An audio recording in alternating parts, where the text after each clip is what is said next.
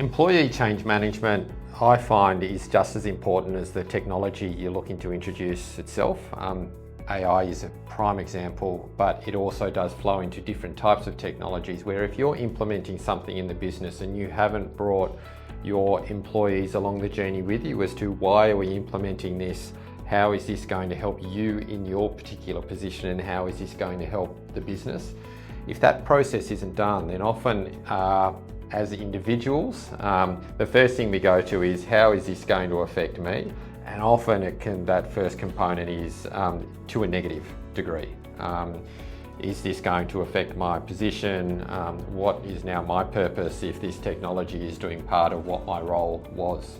So it's really important to bring your whole business along on that journey so that they understand why that's being put in there and can be part of it and actually can feel proud of when that technology comes on board as well. This is a big reason for a lot of the,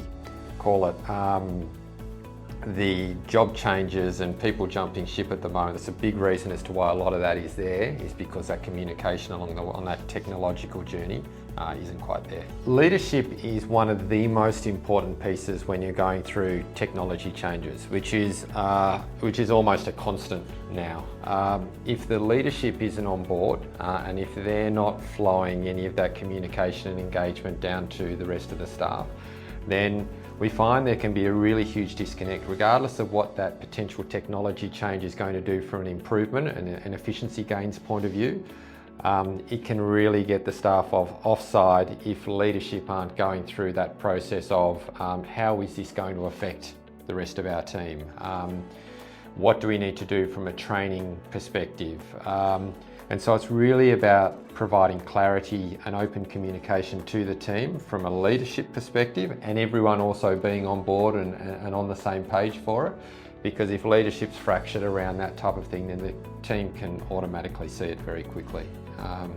So having that strategy in place, we, having gone through our ISO 27001 as an example, because there are so many changes that need to take place even within the business, that meant that we had to have regular leadership catch-ups to then cascade a lot of that information down to the team as to why we were doing something and what the outcome of that or the benefit of that something was going to be.